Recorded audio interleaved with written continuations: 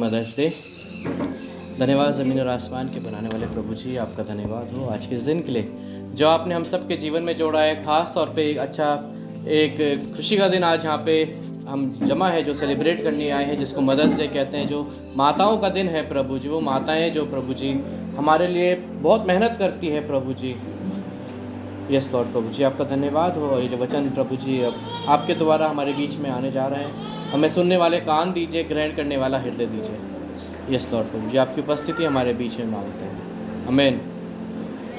एक छोटा सी स्टोरी है जिससे मैं आज वचन स्टार्ट करूंगा। और ये स्टोरी एक परिवार की है, और उस परिवार में दो जन होते हैं। एक माता होती है और उसका बेटा होता है।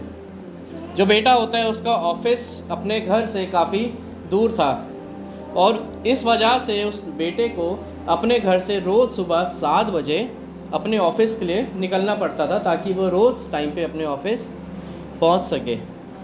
वो रोज़ सुबह उसको हर एक चीज़ तैयार मिलती थी। रोज़ सुबह 7 बजे घर से निकलता था और टाइम पे ऑफिस पहुंचता था।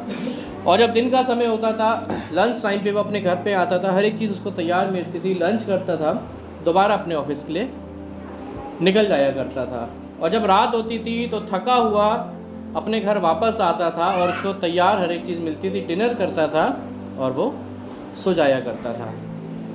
कई बार ऐसा भी होता था जब उसकी छुट्टी होती थी, वीकेंड्स पे, सैटरडे संडे को जब उसकी छुट्टी हुआ करती थी, तो वो अपनी माँ से बोला करता था, माँ आज मेरी छुट्टी है, एक काम करो, आज मेरे लिए कोई स्पेशल खाना बनाओ, आज आप मेरे लिए वो बनाओ जो मुझे पसंद है।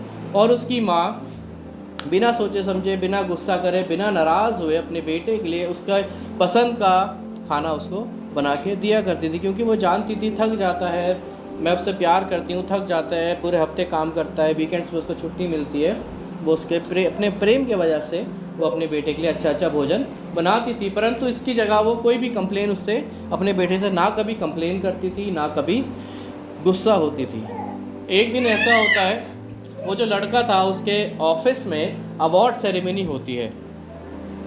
अवार्ड सेरेमनी होती है जिसमें लोगों को, स्टाफ को अलग अलग तरीके के अवार्ड्स दिए जाते हैं। और एक अवार्ड ऐसा भी था जो उस इंसान को मिलना था जो रोज़ समय पे ऑफिस पहुंचता था।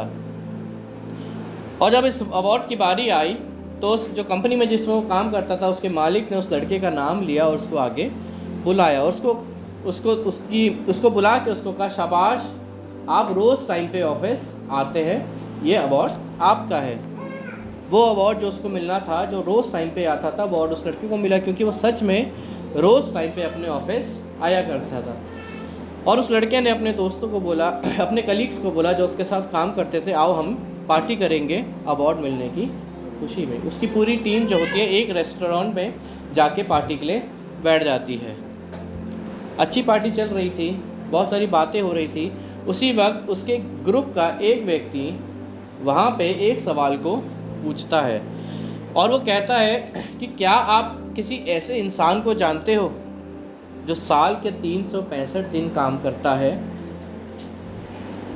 उसको कभी छुट्टी नहीं मिलती, उसको कभी अवार्ड भी नहीं मिलता, इतना काम करने के बाद भी उसको इस काम के बदले कोई पैसा नहीं मिलता,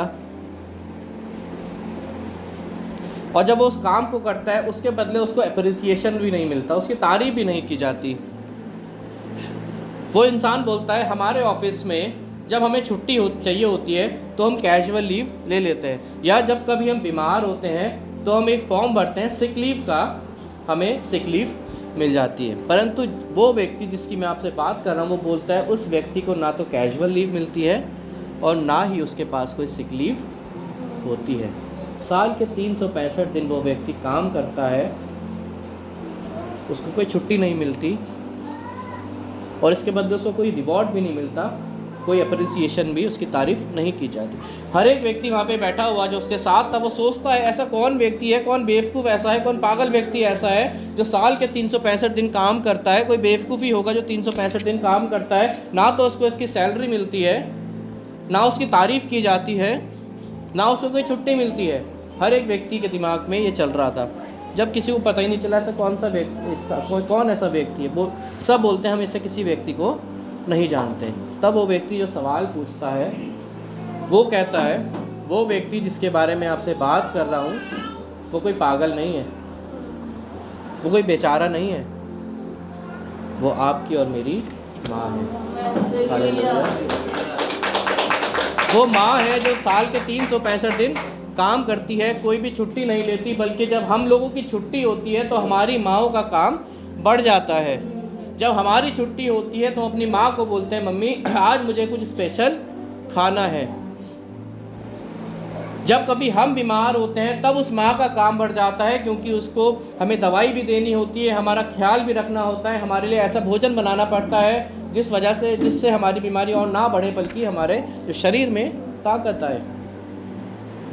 और जब ये सारी बातें वहाँ चल रही थी तो वो लड़का जिसकी मैं आपको कहानी सुना रहा हूँ, वो उसके आँख में आंसू आ जाते हैं। और जब उसकी आँख में आंसू आ जाते हैं तो उसके दिमाग में सिर्फ अपनी माँ की बातें चलती है। वो सोच रहा था कि मैं रोज़ 7 बजे अपने घर से निकल जाता हूँ, टाइम पे ऑफिस पहुँच जाता हूँ, वो इसलिए क्योंकि मेरी माँ 5 बजे उठकर मेरे लिए नाश्ता बनाती है, तैयार करती है, और इसी वजह से मैं रोज़ सुबह टाइम पे ऑफिस पहुँच जाता हूँ। और जब मैं दिन पे लंच में आता हूँ तो मुझे टाइम पे लंच मिलता है, क्योंकि मेरे तुरंत सुबह जाने के बाद मेरी माँ मेरे दिन के खाने की तैयारी में लग जाती है कि जब मेरा बेटा आएगा तो उसे टाइम पे लंच मिल जाए, उसे ऑफिस में जाने में देर ना हो। और जब वो लंच करके चला जाता है तो उसके दिमाग में ये चल रहा था कि जब मैं लंच करके चला जाता हूँ तो मेरी माँ मेरे लंच करने के बाद मेरे रात के खाने की तैयारी में लग जाती है, क्योंकि मैं रात में थक के आऊँ तो मेरी माँ नहीं चाहती कि मैं थक के आऊँ और मुझे टाइम पे खाना ना मिले। जब मैं थक के आता हूँ मेरे को रात में टाइम पे खाना मिलता है और मैं खाना खा के सो जाता हूँ, और मेरी माँ उसके बाद भी नहीं सोती, वो दोबारा नाश्ते की तैयारी में लग जाती है ताकि मेरे बेटा को सुबह टाइम पे नाश्ता मिल जाए और टाइम पे वो ऑफिस पहुंच जाए। वो लड़का जिसको अवार्ड मिला था उस चीज़ का कि वो रोज़ टाइम पे पहुंचता है, उस लड़के के दिमाग में, उसके दिल में ये बात आती है, इस अवार्ड का हकदार मैं नहीं, मेरी माँ है जो सुबह शाम मेरे लिए मेहनत करती है ताकि मैं सुबह टाइम पे अपने ऑफिस पहुंच जाऊं। वो अवार्ड जो उसको इसलिए मिला था क्योंकि वो रोज़ टाइम पे ऑफिस पहुंचता था। किसी भी व्यक्ति ने उसके माँ की मेहनत उसके पीछे नहीं देखी, ना तो उस लड़के के बॉस ने उसको कभी ये बोला कि आपकी माँ जो है आपके पीछे मेहनत करती है, इस वजह से आप टाइम पे पहुंच जाते हो। हर एक व्यक्ति ने उस लड़के की तारीफ़ करी कि आप टाइम पे आते हो। किसी ने उसकी माँ की मेहनत नहीं देखी कि उसकी माँ सुबह 5 बजे उठकर उसके लिए नाश्ता तैयार करती है, जिस वजह से वो सुबह 7 बजे अपने ऑफिस पहुंच जाता है। और इसके बदले ना तो उसको सैलरी मिलती है, ना कभी उसकी तारीफ़ की जाती है। कभी कभी तो ऐसा भी होता है, शायद आप सबके साथ भी हुआ होगा, कि जिनके लिए आप इतनी मेहनत करते हैं, आपके बच्चे, आपके परिवार, आपके हस्बैंड हो सकते हैं, कभी कभी तो वो आपसे ऊंची आवाज़ में बात भी कर लेते हैं। इतना सब पता होने के बावजूद भी कि मेरी माँ, मेरी वाइफ मेरे लिए इतना मेहनत कर रही है, उसकी तारीफ़ करने के बजाय कभी कभी उससे झगड़ा भी कर लेते हैं। वो माँ जो ना कभी सिक लीव लेती है, बीमार तो होती है परंतु कभी अपने परिवार को नहीं बोलती कि आज मुझे सिक लीव चाहिए, मैं बीमार हूँ। वो माँ कभी अपने परिवार को ये नहीं बोलती कि आज मैं थक गई हूँ, मुझे रेस्ट करने दो, आप अपना खुद देख लो। 3 साल के 365 दिन वो काम करती है, बिना पैसे के, बिना सैलरी के लिए, बिना अप्रिसिएशन के, बिना अवार्ड के। उसकी मेहनत का फल किसी और को मिल जाता है, जैसे उसके बेटे को मिला, परंतु उससे कभी नाराज़ नहीं होती, कभी गुस्सा नहीं होती। और ऐसी माँओं के स्पेशल डे को सेलिब्रेट करने के लिए आज हम यहाँ पे मौजूद हैं। एक छोटी सी चीज़ है, मैं चाहता हूँ जितने यहाँ पे हैं, जिनकी माएँ आज यहाँ पे मौजूद हैं, मैं चाहता हूँ आप उनकी तरफ मुड़ें और उनको थैंक यू बोलें। Thank you so much. Bible में बहुत सारी माँओं के बारे में वर्णन किया गया है। बाइबल आप पढ़ेंगे तो उसमें बहुत सारी माँओं के बारे में वर्णन यहाँ पे किया गया है, परंतु आज मैं आपको बहुत ख़ास एक माँ से मिलवाना चाहता हूँ जो पर्सनली मेरे लिए बाइबल में बहुत ख़ास है। बहुत सी माँओं के बारे में इस बाइबल में वर्णन किया गया है, और जिस माँ की आज मैं आपसे बात कर रहा हूँ जो मेरे लिए सच में बहुत ख़ास है, वो हमें मिलती है 1 शमूएल उसका 1 अध्याय, 1 शमूएल उसका 1 अध्याय में, जिसका नाम है हन्ना। एक परिवार के बारे में यहाँ पे बताया गया है। एक पुरुष है जिसका नाम एल्काना है, उसकी 2 बीवियाँ थी। पहले का नाम था पेनिना और दूसरी जो उसकी वाइफ थी उसका नाम हन्ना था। पेनिन्ना जो उसकी पहली वाइफ थी उसके पास तो बच्चे थे, परंतु उसकी जो दूसरी वाइफ थी हन्ना, उसके पास कोई भी बच्चा नहीं था। इस वजह से उसकी जो पहली वाइफ पेनिन्ना थी वो बार बार मौका ढूंढती थी कि वो उसके पति के जो दूसरी वाइफ है जिसका नाम हन्ना है उसकी इंसल्ट करे, उसकी मजाक बनाए, उसको शर्मिंदा करे, उसकी निंदा करे। और ऐसा वचन में आप पढ़ेंगे तो ऐसा कई बार उसने किया भी है। पेनिन्ना जो उसकी पहली बीवी थी उसके पास बच्चे थे, उसकी दूसरी बीवी जो हन्ना थी उसके पास बच्चे ना थे। इस वजह से उसकी पहली बीवी पेनिन्ना जो थी वो हन्ना का मजाक बनाती थी कि तेरे पास कोई बच्चा नहीं है, तेरा क्या काम है यहाँ पे, तेरा पति तुझसे प्रेम नहीं करता, तो किसी काम की नहीं है। परंतु वचन आप पढ़ेंगे तो हन्ना ने एक बार भी पलट के जवाब नहीं दिया। परंतु जितनी बार वह शर्मिंदा होती थी, जितनी बार उसकी निंदा होती थी, जितनी बार उसको गलत कहा जाता था, बुरा भला कहा जाता था, उतनी बार वचन में लिखा है कि वो परमेश्वर के भवन में जाती थी और वहाँ पे परमेश्वर से प्रार्थना करती थी। वो अपना सारा दर्द, अपनी सारी बेचैनी, अपनी सारे परेशानी लेके परमेश्वर के पास जाती थी, क्योंकि वो जानती थी कि जिसके आगे वो रो रो के प्रार्थना करती है, घुटने पे आके प्रार्थना करती है, बिलक बिलक के प्रार्थना कर रही है, वो सर्वशक्तिमान परमेश्वर है।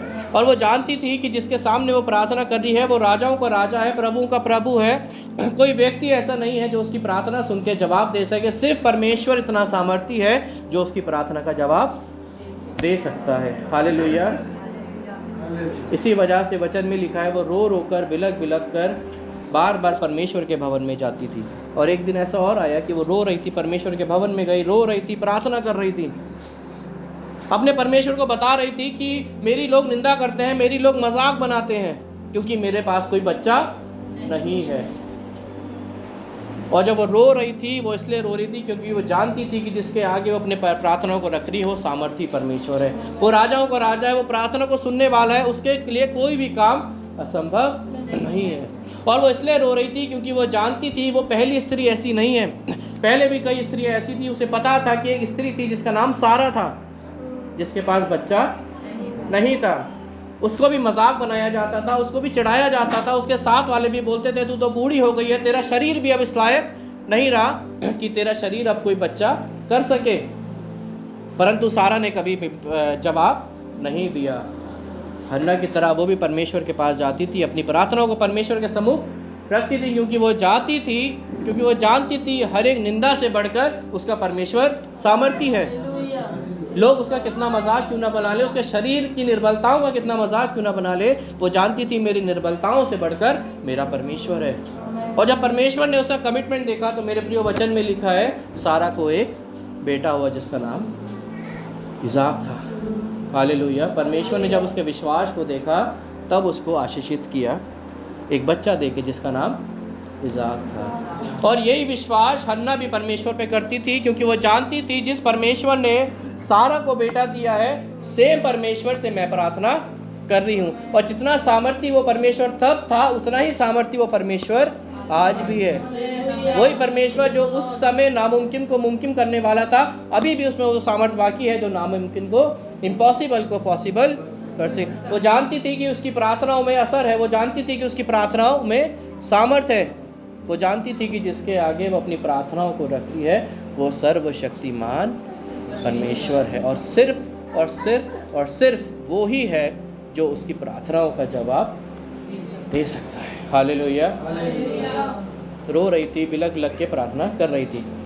और जब वो प्रार्थना कर चुकी, वचन आप पढ़ेंगे तो उसमें लिखा है वो परमेश्वर से एक वायदे को करती है, एक प्रॉमिस से परमेश्वर को करती है कि परमेश्वर अगर आपने मेरी प्रार्थना को सुना और आपने मुझे एक बच्चा देके ब्लेस करा तो उस बच्चे को मैं हमेशा के लिए आपके भवन में लाऊंगी और वो हमेशा के लिए आपके कार्य के लिए समर्पित हो जाएगा। 1-2 दिन के लिए नहीं, 1-2 साल के नहीं। वो माँ जिसके पास अभी बच्चा आया नहीं है, वो अपने विश्वास के द्वारा बोली थी परमेश्वर जब तू उस बच्चे को देगा तो मैं हमेशा के लिए उस बच्चे को तेरे कार्य के लिए समर्पित कर दूंगी। एक सोचने वाली बात यह है, ध्यान देने वाली बात यह है, हन्ना जो थी जब वो परमेश्वर से इस वायदे को कर रही थी वो वहाँ पे अकेली थी। उसका पति उसके साथ उस समय नहीं था, उसका परिवार उस समय उसके साथ नहीं था, परंतु वो अकेली थी और उसने अकेले इतना बड़ा फैसला ले लिया कि मैं अपने बच्चे को हमेशा के लिए परमेश्वर के काम के लिए समर्पित कर दूं, क्योंकि वो जानती थी उसका ये जो फैसला है वो उसके लिए, उसके पति के लिए, उसके परिवार के लिए और ख़ास तौर पे उसके उस बच्चे के लिए आशीष का कारण बनेगा। शायद उसके दिमाग में चल रहा होगा कि अगर वो अपने पति के पास जाएगी, एल्काना के पास जाएगी, उससे ये सब चीज़ें डिस्कस करेगी, हो सकता है उसका पति ये बोल दे कि रुक जा, मेरी योजनाएं मेरे बच्चे के लिए कुछ और है। जैसे आज भी होता है, कई माएँ चाहती है कि मेरा बच्चा इंजीनियर बनेगा, मेरा बच्चा डॉक्टर बनेगा। उसी तरह शायद उस समय भी हन्ना के दिमाग में चल रहा होगा कि अगर मैं अपने पति से ये चीज़ें को डिस्कस करूंगी तो शायद मेरा डिसीज़न बदल जाए, शायद मेरा पति मुझे कन्विंस कर ले मेरा डिसीज़न बदलने के लिए। अगर मैं अपने परिवार से इन चीज़ों को डिस्कस करूंगी, हो सकता है मेरे परिवार की योजनाएं मेरे बच्चे के लिए कुछ और हो। शायद वो ये ना चाहते हो कि मेरा बच्चा परमेश्वर की सेवा करे, शायद मेरा परिवार भी ये चाहते हो कि वो कुछ और बड़ा काम करे। घर का बोझ उस बेटे पे था, परंतु वो जानती थी जो फैसला उसने किया है वो सही किया है, और वो जानती थी जो फैसला उसने किया है वो उसके पूरे घराने के लिए, उसके पति के लिए, उसके परिवार के लिए और ख़ास तौर पे उस बच्चे के लिए जो भी आया नहीं है, उसके लिए आशीष का कारण बनेगा। हालेलुया। ये उसका विश्वास था परमेश्वर पे, जिसने उसको इतनी सामर्थ्य दी इतना बड़ा फैसला लेने के लिए। हालेलुया। पर एक समय ऐसा आया जब हन्ना प्रेग्नेंट हो गई और परमेश्वर ने उसको एक पुत्र देके आशीषित किया जिसका नाम सैमुएल था। छोटा सा बच्चा था, प्यारा सा बच्चा था, बहुत प्रार्थनाओं के बाद उसको मिला था, बहुत आंसू उसने बहाए थे उस बच्चे के लिए। कई बार वो अपने घुटने पे आई थी उस बच्चे को मांगने के लिए, कई बार उसको शर्मिंदगी हुई थी लोगों के द्वारा कि तेरे पास बच्चा नहीं है, कई बार उसको निंदा हुई थी। बहुत प्रार्थनाओं के बाद वो बच्चा उसको मिला था, बहुत मेहनत के बाद वो बच्चा उसको मिला था, और वो उससे प्रेम करती थी जैसे हर एक माँ अपने बच्चे से प्रेम करती है। वो उसको दूध पिलाती थी, जब वो रोता था तो वो जान जाती थी इसको किस चीज़ की ज़रूरत है, वो उसका हर एक बात का ख्याल रखती थी, वो उसके बुढ़ापे का सहारा था। परंतु जितनी बार वो उस बच्चे को देखती थी उसको याद रहता था कि उसने परमेश्वर से एक वायदे को किया है। वो जानती थी कि उसके लिए आसान तो नहीं होगा ये करना, परंतु वो जानती थी उसने वायदा किया है, परमेश्वर जब आप मुझे बच्चा दोगे, बच्चे की आशीष दोगे, तो मैं उस बच्चे को हमेशा के लिए आपके लिए समर्पित कर दूंगी। कुछ सालों के लिए नहीं, कुछ दिनों के लिए नहीं, हमेशा के लिए। हमेशा के लिए मतलब अब से अंत तक। अब वो परमेश्वर आपका है, आपके कार्य को करेगा, जैसा आपको चाहते हैं उसको बड़ा करिए, जो आप उससे करना चाहते हैं वो आप करिए, मेरा कोई रोल नहीं है। अब ये बच्चा आपका है। हालेलुया। उसके लिए आसान नहीं था, परंतु अपने वायदे के अनुसार एक दिन परमेश्वर के भवन में जाती है। वचन में लिखा है जब वो बच्चा अपनी माँ का दूध पीना छोड़ देता है, उस समय ज़्यादा बड़ा नहीं था वो बच्चा, उस समय हन्ना अपने बच्चे को, जो उसको बहुत प्रार्थनाओं के बाद, बहुत आंसू बहाने के बाद, कई बार घुटने पे आने के बाद उसको मिला था, वो जाके उस बच्चे को परमेश्वर के भवन में हमेशा के लिए परमेश्वर के कार्य के लिए समर्पित कर देती है। हालेलुया। एक माँ का बलिदान वो इसलिए कर पाई क्योंकि उसने पहला स्थान अपने परिवार से बढ़कर, अपने बच्चे से बढ़कर परमेश्वर को दिया। क्योंकि वो जानती थी जब ये बच्चा बड़ा होगा, जब परमेश्वर के कार्य को करेगा, तो उसकी आशीष सिर्फ उस बच्चे को नहीं मिलेगी, उस माँ को मिलेगी, उस बाप को मिलेगी, उस परिवार को, पूरे परिवार को मिलेगी। उस माँ के लिए डिसीजन लेना, ये निर्णय करना कोई आसान बात नहीं थी, परंतु वो आगे को सोच रही थी, दूर का सोच रही थी कि उसकी आशीषें उसको मिलेगी। और जब हन्ना ने ऐसा किया, मेरे प्रियो, मैं आपको बताना चाहता हूँ, जब परमेश्वर ने उस पर दृष्टि करी होगी तो बोला होगा, शाबाश मेरी बेटी शाबाश। हर किसी के बस का नहीं है ये करना। शाबाश मेरी बेटी, जो तू कर पाई है वो हर किसी के बस का नहीं है। और वो इसलिए कर पाई थी क्योंकि वो परमेश्वर से प्रेम करती थी, परमेश्वर पे वो विश्वास करती थी, जिस वजह से वो ये सारी चीज़ें कर पाई थी। Hallelujah, hallelujah. मैं जितनी भी आज यहाँ पे माताएं मौजूद है, मैं आपको बताना चाहता हूँ, आपका रोल आपके परिवारों में बहुत इम्पोर्टेंट है। और सिर्फ आपके परिवारों में नहीं, आपके घरों में नहीं, इस कलीसिया में भी जितनी माताएं यहाँ पे मौजूद हैं, आपका रोल बहुत इम्पोर्टेंट है। आपकी प्रार्थनाओं में सामर्थ है, आपके विश्वास में सामर्थ है, आपकी प्रार्थनाओं में सामर्थ है कि वो परिस्थितियों को भी बदल सकती है। आपके विश्वास में इतनी सामर्थ है कि वो इम्पॉसिबल को भी पॉसिबल कर सकती है। आपकी प्रार्थनाओं में, आपके विश्वास में वो सामर्थ्य है। और जितनी बार आप परमेश्वर को पहला स्थान देते हैं अपने परिवार से, अपने बच्चों से बढ़कर, उतनी बार परमेश्वर आपको देख के बोलता है शाबाश मेरी बेटी। हर किसी के बस की बात नहीं है, पर जब आप परमेश्वर को पहला स्थान देते हैं तो परमेश्वर आप सबकी ओर देखते हैं और बोलते हैं शाबाश मेरी बेटी। हो सकता है आपके बच्चे, आपके परिवार वालों ने कभी आपको थैंक यू ना बोला हो सकता है आपके परिवार वालों ने, आपके बच्चों ने कभी आपको अप्रिसिएट ना किया हो, कभी आपकी तारीफ ना करी हो उस मेहनत के लिए या उस हार्ड वर्क के लिए जो आप अपने परिवारों में करती हैं। परंतु मैं आपको बताना चाहता हूँ, आपकी आशीषें, आपका अप्रिसिएशन, आपका रिवॉर्ड आपको परमेश्वर की तरफ से मिलेगा, जैसे हन्ना को मिला था। कहीं बाइबल में नहीं लिखा कि हन्ना के पति ने, उसके परिवार ने आगे जाकर भी हन्ना को अप्रिसिएट किया कि तेरे उस निर्णय के वजह से आज पूरा परिवार आशीष हो।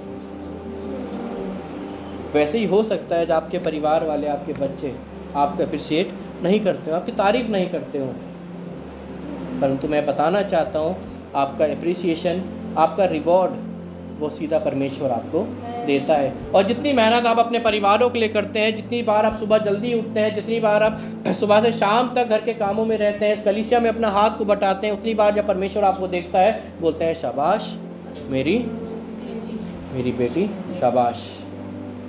Hallelujah, hallelujah.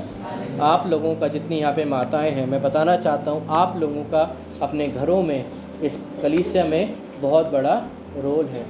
आपकी प्रार्थनाओं में सामर्थ्य है, आपके विश्वास में सामर्थ्य है। आपकी प्रार्थना और आपका विश्वास इम्पॉसिबल को, जो संभव नहीं है, उसको भी संभव कर सकती है। और यही चीज़ हन्ना जानती थी कि उसकी प्रार्थना में, उसके विश्वास में वो सामर्थ्य है।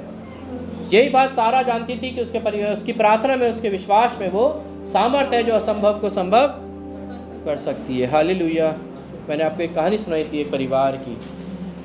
वो बेटा अपनी माँ के पास वापस चला जाता है, रोता है, अपने माँ को गले लगा लेता है, बोलता है मम्मी ये अवार्ड जो मुझे मिला है ना, ये आपका है, ये आपकी मेहनत है कि मैं रोज़ सुबह 7 बजे घर से निकलता हूँ, क्योंकि आप सुबह 5 बजे उठ के मेरे लिए खाने को, मेरे लिए नाश्ते को तैयार करती हैं। मैं रात में थक के घर वापस आता हूँ, मेरे को डिनर वापस पूरा तैयार मिलता है, क्योंकि आपको पता है कि आपका बेटा थक के आएगा, उसे टाइम पे खाना चाहिए, और मैं खाना खा के सो जाता हूँ। परंतु मेरे सोने के बाद भी मेरी माँ काम पे लगी रहती है। हालेलुया। और मैंने अब कभी आपको थैंक यू नहीं बोला, मैंने कभी आपको अप्रिशिएट नहीं किया, आपकी तारीफ नहीं करी उस मेहनत के लिए जो आप मेरे लिए करती हैं। बल्कि कई बार ऐसा होता है कि कई बार मैं आपसे ऊंची आवाज़ में बात कर लेता हूँ। मेरे को आपको धन्यवाद बोलना चाहिए, मेरे को आपकी तारीफ करनी चाहिए, ये तो मैं करता नहीं हूँ, परंतु कई बार आपसे ऊंची आवाज़ में झगड़ा करता हूँ, लड़ाइयाँ करता हूँ।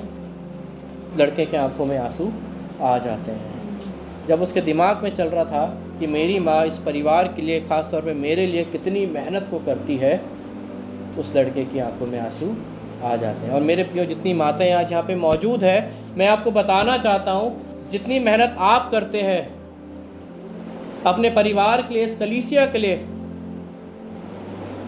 मैं आप सबको यहाँ पे थैंक यू बोलना चाहता हूँ उस हार्ड वर्क के लिए, उस मेहनत के लिए जो आप अपने परिवारों के लिए, अपने बच्चों के लिए, अपने पति के लिए, अपने परिवार के लिए करते हैं। आपको कभी तारीफ, शायद मुश्किल है कि किसी को तारीफ भी मिलती होगी, परंतु वचन बताता है कि आपका रिवॉर्ड, आपकी तारीफ, आपका अप्रिसिएशन, आपकी आशीषें सीधा परमेश्वर से आपको मिल रही है। हालेलुया। और जितने आज माताओं के अलावा जितने आज यहाँ पे मौजूद हैं, उनका भी एक फ़र्ज़ बनता है।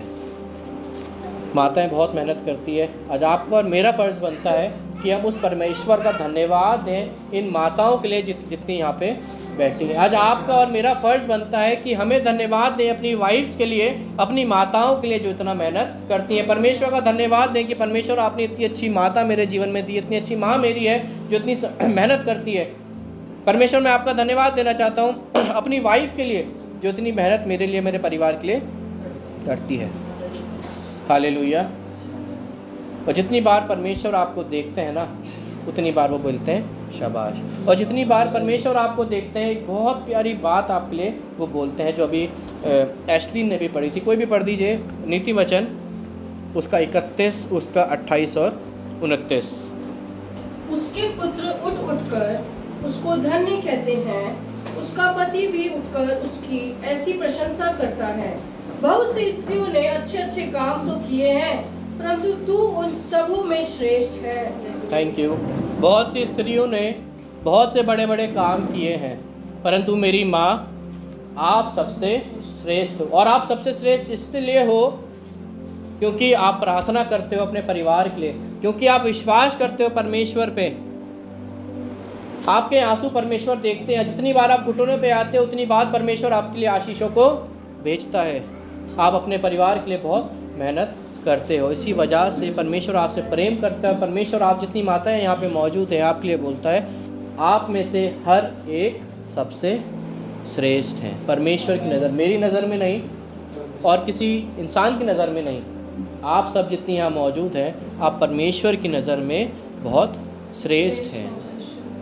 श्रेष्ठ इसलिए है क्योंकि आप परमेश्वर से प्रेम करते हैं, परमेश्वर को पहला स्थान देते हैं, परमेश्वर से प्रार्थना करते हैं, उस पर विश्वास करते हैं। इसी वजह से